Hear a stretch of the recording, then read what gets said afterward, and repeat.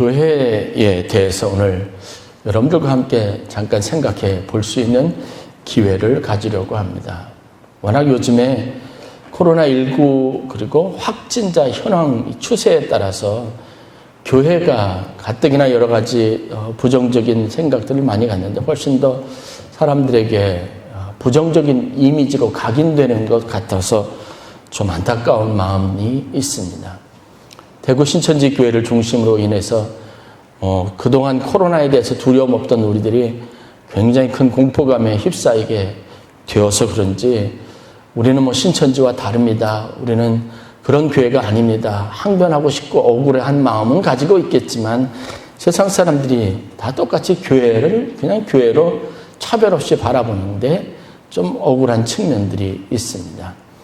그것 때문에 교인 수의 절대적인 감소 추세가 지금 분명하게 나타나 있고, 가을에는 저희 감리교 통계만 보더라도 가을에는 우리 조그만 개척교회들이 큰 어려움에 직면하게 될 것, 현실적인 재정적인 압박이 올 것이다. 또 교인 감소가 예전보다 훨씬 더 심할 것이라고 하는 우려 섞인 소리들이 참 많이 나오고 있습니다. 그런 시기에 좀 저희가 교회에 대한 좀 부정적인 이미지보다는 긍정적인 모습들을 자꾸 보이고, 또 사람들이 주의를 좀 환기시키고 교회에 대해서 호의적으로 만들어야 되는데 상황이 그렇게 녹록하지 않아서 문제인 것 같습니다. 요즘은 가난한 교인이라고 하는, 가난한 성도라고 하는 표현이 있습니다. 제 기억으로는 제가 한 10년 이상 이 표현을 듣기 시작한 것 같은데요. 그러니까 교회에 나가지 않고 멤버십을 갖지 않기를 원하고, 그러나 신앙에 대한 관심을 가지고 있는 사람들, 어떻게 보면 신앙에서 좀 한 발 거리를 두고 신앙생활하고 거리두기를 하는 분들이 이런 가난한 성도라고 하는 특수한 표현의 명칭을 갖고 있습니다.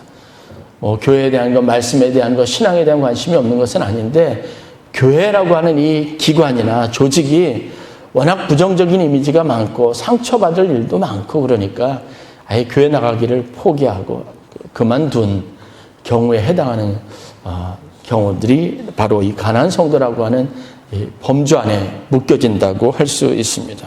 실질적으로 전체 기독교 인구 중에 10분의 1 이상이 가난한 성도다라는 표현이 있습니다. 우리는 복음적으로 굉장히 열심히 노력하고 교회에 순수하고 아름다운 이미지를 갖기를 위해서 참 부단히 애를 쓰는데, 사실 현실적으로 그러지 못하는 오히려 부작용들이 훨씬 더 많고, 열심을 내면 낼수록 실망할 일들이 훨씬 더 많은 현실적인 어려움 가운데 부딪혀 있습니다. 그래서 이 문제들과 관련해서 여러분, 저는 오늘 두 가지 질문을 통해서 교회란 성경적으로, 역사적으로 무엇이고 어떤 본질을 가지고 있으며, 하나님은 이 문제 많은 교회들을 왜 문 닫게 하거나 소멸시키거나 또 없어지지 않게 하고 계속 역사 속에서 교회가 그 생명력을 유지하며 오늘까지 오도록 하시는가라는 이 질문들을 좀 해보려고 합니다. 그래서 우리가 교회 생활한다는 것, 신앙생활한다는 것은 어떤 의미를 가진 것이고, 문제 있는 상황들 속에서 우리가 내릴 수 있는 선택은 과연 무엇인가를 한번 생각해 보도록 하겠습니다. 첫 번째, 교회의 본질, 교회가 무엇인가 하는 정의를 다시 한번 생각해 볼 필요가 있습니다. 그래야 교회를 바라보는 우리의 시각이 안정적으로 잘 정립될 수 있습니다. 성경은 교회라고 하는 이 직접적인 단어를 사용하는데 그렇게 많은 본문을 할애하지는 않습니다. 교회라고 하는 단어가 직접적으로 등장하는 건 초대교회, 바울의 서신서에 등장하는 것이죠. 초대교회 이후에 우리가 등장한 게 교회다라고 하는 그런 의미를 잘 알고 있습니다. 그것도 역사적인 어떤 배경을 가지고 있습니다. 그런데 그 교회라고 할 때 교회가 가지고 있는 본질은 바로 하나님은 우리 아버지로, 예수님을 우리의 삶의 구세주로, 성령님을 우리 삶의 능력으로 고백하는 사람들이 자연스럽게 모여진 무리, 공동체라고 하는 의미를 갖기 때문에 그렇습니다. 그것부터 확대시켜 보면 성경 모든 역사에 다 교회가 있었습니다. 대표적인 것은 바로 아브라함의 자손으로 대변되는 이스라엘 백성.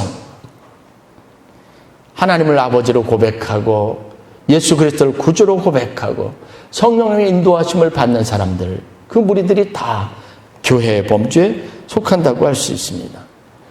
교회라고 하는 이 단어, 에클레시아라고 하는 고대 그리스어에서부터 따온 단어인데, 이 단어가 본격적으로 사용된 것은 사실은 성경책이 아니라 그리스어에 이미 존재하고 있었던 단어였습니다. 에클레시아라고 하는 것은 고대 그리스에서 어떤 전쟁이나 나라의 어떤 목적이 있을 때 전령들을 보내서 사람들을 다 모읍니다. 그러면 그 모여진 사람들을 가지고 우리는 에클레시아라고 불렀습니다. 어떤 목적을 이루기 위해서 전령들을 보내서 사람들을 소집한 거죠. 그래서 모여진 사람들, 그 사람들이 에클레시아, 즉 교회가 됩니다. 그런데 이 에클레시아라고 하는 단어가 성경을 번역하는데, 고대어에서 현대어로 성경을 번역하는데 이 단어로 채택이 된 겁니다. 그게 바로 라틴어 성경 번역이라고 하는 70인역에서 그 단어가 처음으로 사용이 되었습니다. 이스라엘 백성들, 이스라엘 회중, 이것을 사용할 때 단어를 에클레시아라고 불렀습니다. 성도들이 모임, 이것도 똑같이 에클레시아라고 불렀습니다. 결국은 단어 어원이 중요한 것이 아니라 교회라고 하는 것은 본질적으로 삼위일체 하나님에 대한 믿음을 가진 사람들이 함께 모여서 무리를 이룬 것을 말하는 겁니다. 그래서 성경에서는 두세 사람이 내 이름으로 모인 곳에 나도 그들과 함께 있다. 그래서 이것을 교회라고 하는 개념을 정의하는 데 아주 중요하게 사용한 것을 볼 수 있습니다. 자, 여기에서 하나님을 고백하죠. 믿는 믿음을 다 같이 가지고 있습니다. 그리고 그 믿음을 가진 사람들이 모여진 것이 바로 교회입니다. 그래서 이것은요, 인위적이지 않고 초자연적인, 자연 발생적인 겁니다. 이건 자연스럽게 사람들에게 의해서 형성이 되는 겁니다. 그러므로 모일 때도 자연스러웠지만 이것을 몇 사람의 협의에 의해서 야, 이제 교회 필요 없어, 교회 해체시키자, 이렇게 결정할 수 있는 사안도 아니라는 겁니다. 한두 사람이라도 자기를 신앙을 가지고 있는 사람들이면 그들이 함께 모이게 되어져 있고 뜻을 같이 하게 됩니다. 그때 목적을 가지고 모이게 되어져 있습니다. 성치프리안이라고, 저는 이제 정교에서는 시프리안이라고 부르는데요. 라틴어에서는 키프리안이라고 알려져 있는 초대교회 교부, 신학자가 있습니다. 이분이 이런 표현을 썼습니다. 교회를 어머니 삼지 않고 하나님을 아버지로 삼을 수 없다. 그러니까 교회와 하나님은, 신앙은 분리될 수 없는 겁니다. 하나님은 자신의 말씀을 주시고 그 말씀에 동의하고 그 말씀을 진리로 여기는 사람들을 다 모아서 무리가 되게 하고 공동체가 되게 하셨습니다. 그리고 이들과 함께 계약을 맺어요. 그리고 이 사람들은 그 같은 신앙을 가지고 하나님과의 관계를 적극적으로 맺으려고 노력을 합니다. 이때 교회를 생각할 때 굉장히 중요한 핵심적인 개념이 신학적인 용어인데요. 연대와 책임이라고 하는 개념입니다. 같은 뜻을 품은 사람들이 함께 모였는데 모인 사람들이 같이 공동의 책임을 가지고 이것을 사명이라고 말하죠. 그러면 이 사명이 무엇인가를 이해하는 것이 굉장히 중요합니다.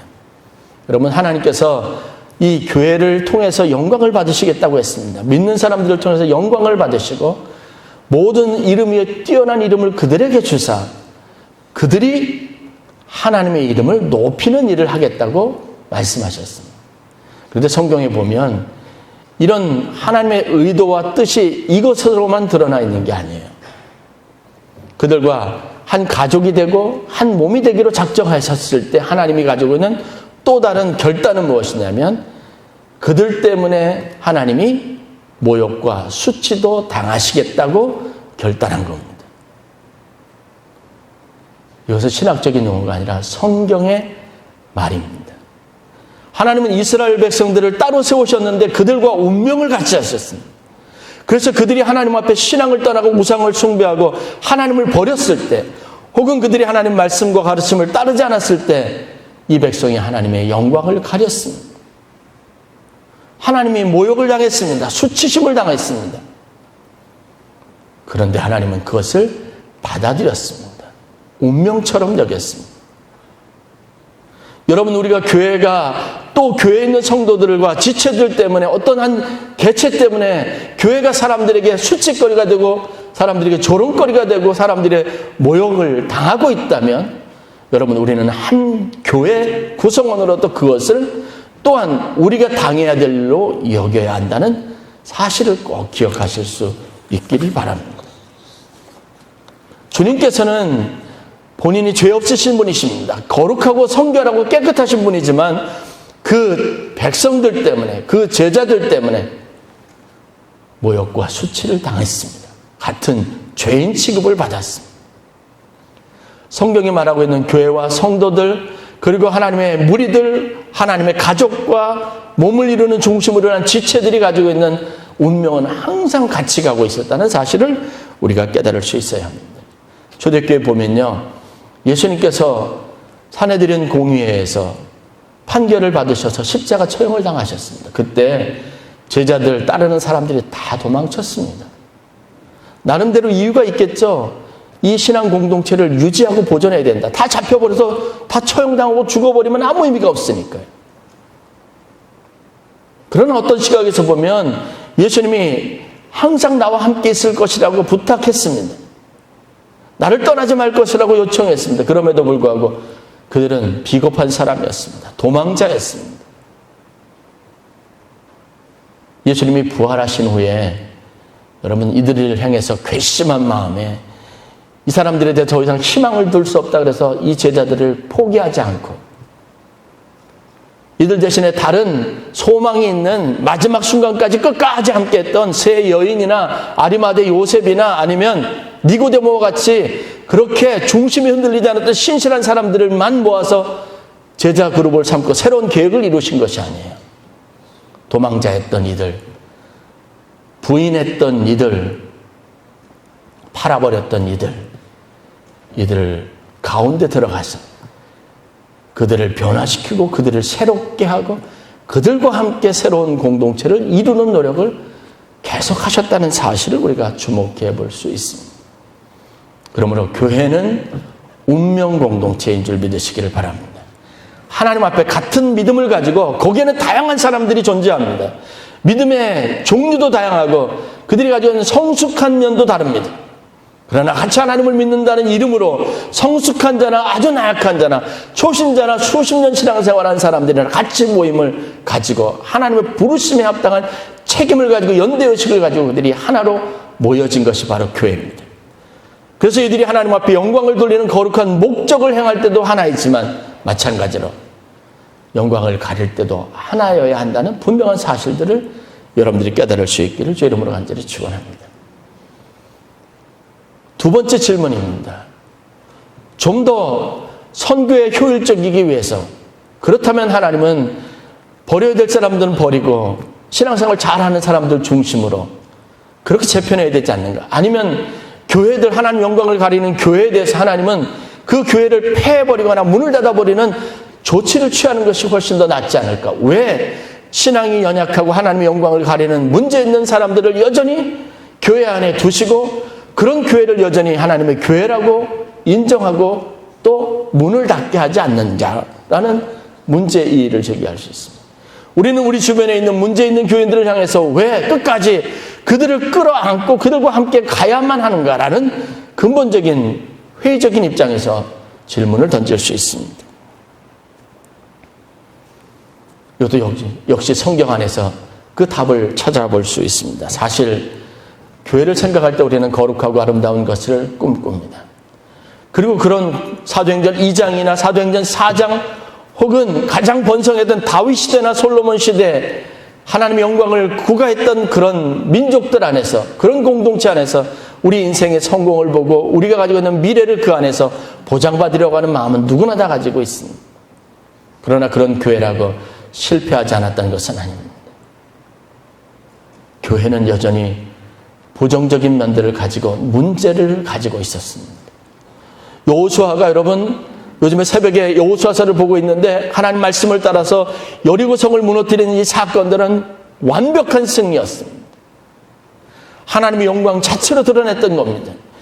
그 여리고성을 무너뜨렸던 사건은 이후의 가나안 정복 과정에서 굉장히 중요한 교훈들을 주었습니다. 그럼에도 불구하고 여리고성을 정복했던 이스라엘 백성들이 그 다음 아이성 전투에서 실패했습니다.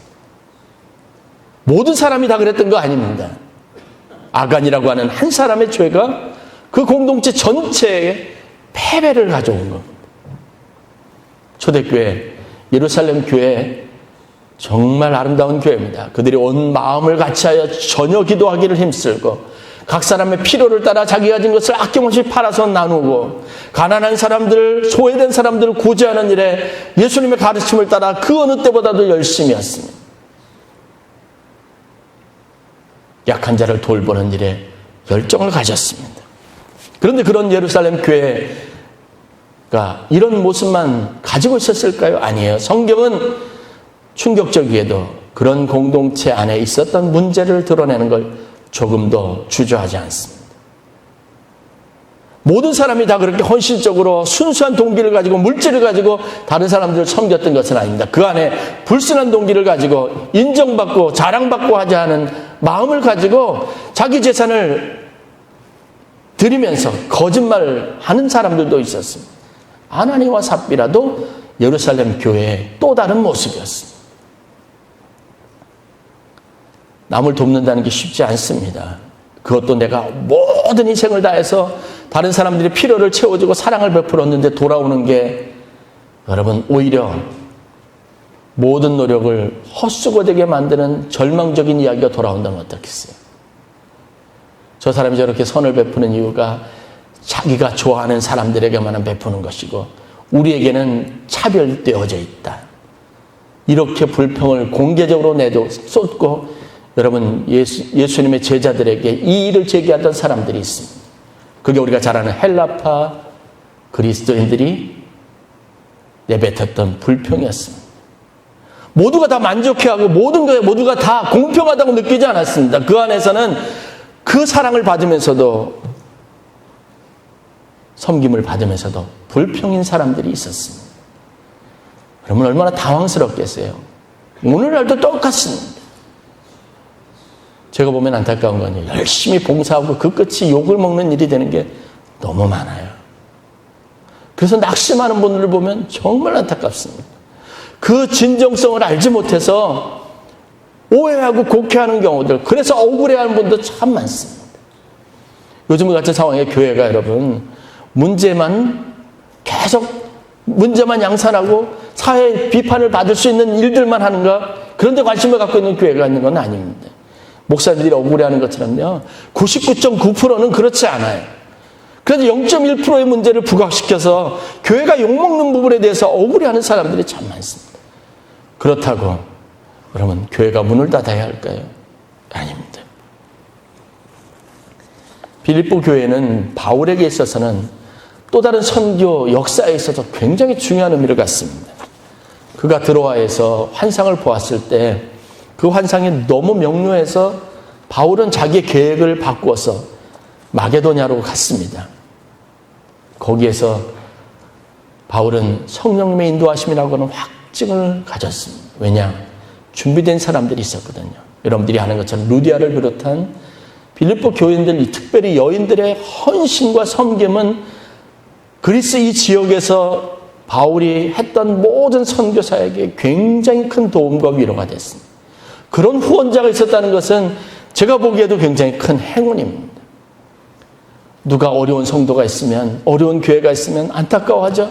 그러면 어김없이 그 소식을 들었던 빌립보 교회 교인들이 자기들이 물질을 모아서 헌금을 모아서 보냈습니다. 그러면 바울은요 그것을 가지고 어려운 교회들 먹을 것을 사주고 어려움을 면할 수 있도록 돕는 일을 했습니다. 그것을 회고하고 기억하면서 바울이 얼마나 감사했는지 아시죠? 그런데 그 빌립보 교회에 문제가 없었느냐? 아닙니다. 나중에 바울은 편지하면서 유오디아와 순두계라고 하는 두 여인을 언급합니다. 그들의 헌신이 있었지만 여전히 그 헌신이 각각 방식이 다른 것 때문에 교회에서 가장 열심히 있는 두 여인이 그 교회에서 다투고, 그래서 그 교인이 여러 가지로 혼란스러웠던 상황에 대해서 안타까움을 표현합니다. 빌립보서의 말씀을 보면 이 여인들을 사랑하는 자기 마음에 품고 정말 그들을 위해서 기도했던 바울의 마음이 그대로 노출되어 있습니다. 빌립보 교회 안에서도 문제가 있고 다툼이 있었습니다.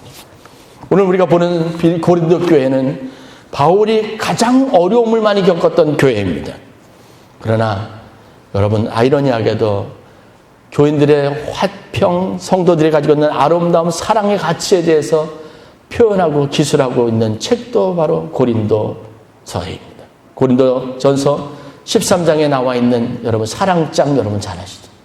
그런데 이 사랑이 고린도 교회를 바라보는 바울의 아름다움을, 감동을 표현한 것이 아니라 전혀 그렇지 못한 교인 고린도 교회를 바라보고 이렇게 사랑이 있는 교회가 되었으면 하는 바람으로 썼다는 것을 알아야 합니다.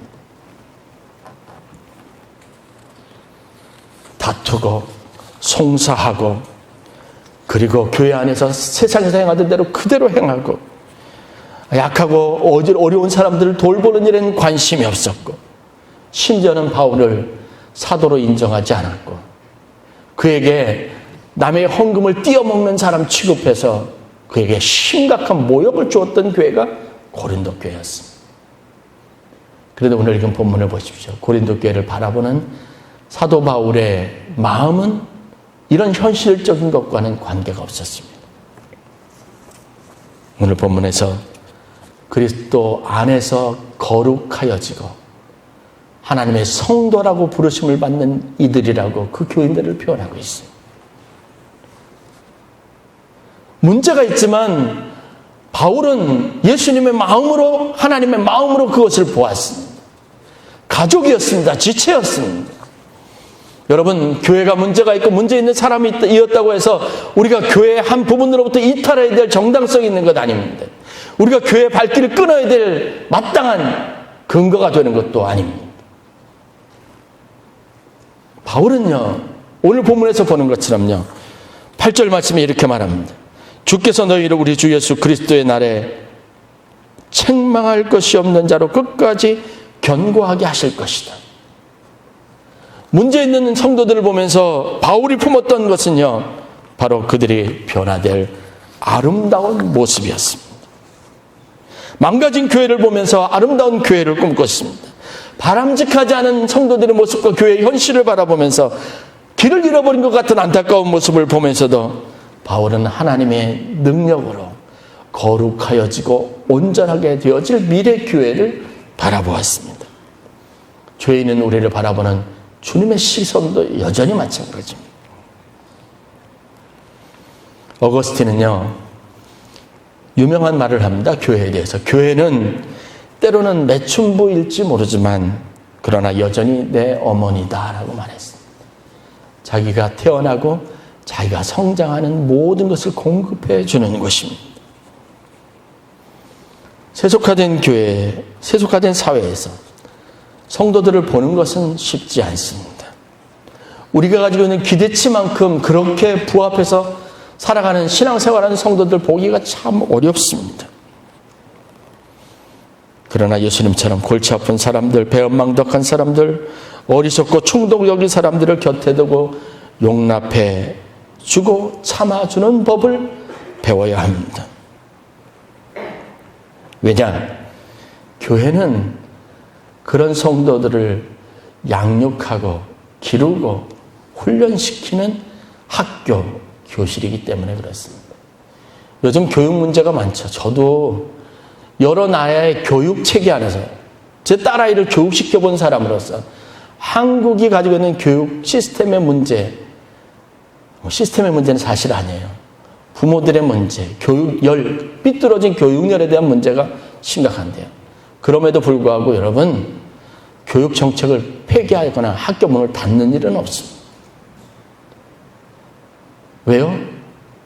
그런 문제가 있어도 그곳이 아이들을 성장시키고 아이들에게 필요한 지식을 줄 수 있는 유일한 기관이기 때문에 그렇습니다. 교회는 어떤 문제가 있든 어떤 문제거리기 때문에 소용돌이시고 그 스캔들이 있든 간에 우리가 하나님 말씀을 배우고 그래서 우리 사슬을 돌아보고 새롭게 할 수 있는 하나님이 허락하신 유일한 교육기관입니다. 그래서 설교 제목처럼 교회는 교실입니다. 이곳에서 문제가 있는 곳에서 문제를 다루고 문제를 해결하고 그들이 그곳에서 좋은 길을 찾아가는 것을 배우고 학습할 수 있도록 끊임없이 도전하는 것이 우리에게 운명이고 연대와 책임이라고 하는 교회의 본질에 가까운 우리의 사명인 줄 믿으시길 주의 이름으로 간절히 축원합니다. 하나님이 포기하지 않으셨으니까 우리도 포기할 수 없습니다. 우리가 이탈되는 것과는 상관없이 하나님은 교회를 통해서 그분의 거룩함을 드러내실 겁니다. 때로는 성도들과 함께 모욕을 당하고 세상의 조롱거리를 같이 당하시면서 견뎌낼 겁니다. 기다릴 겁니다.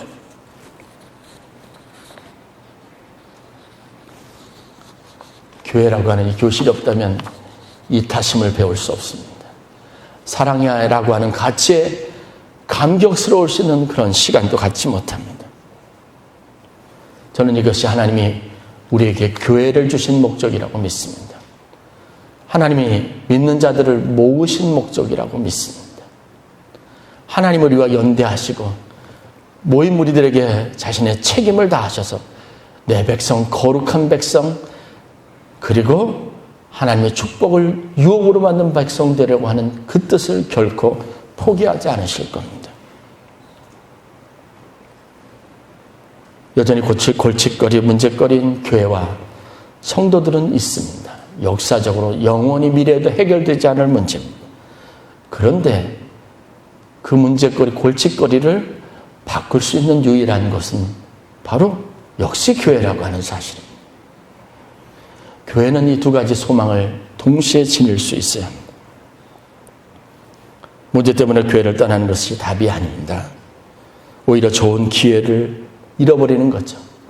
기회로 삼아야 하고, 그래, 우리가 무엇을 잘못하고 있구나라는 것을 깨닫고 스스로 고치고 함께 안 되면 힘을 합해서 고치고 새롭게 해야 될 거룩한 목표를 품는 것이 오늘 우리에게 유일한 해결책이고 우리 잃어버린 자부심을 회복하는 길이고 우리가 신앙인이라고 하는 것을 뿌듯하고 자랑스럽게 여길 수 있는 유일한 길이고 그것이 복음의 생명력, 하나님의 영광을 드러내는 첩경이라는 사실을 믿음을 가지시길 주의 이름으로 간절히 축원합니다.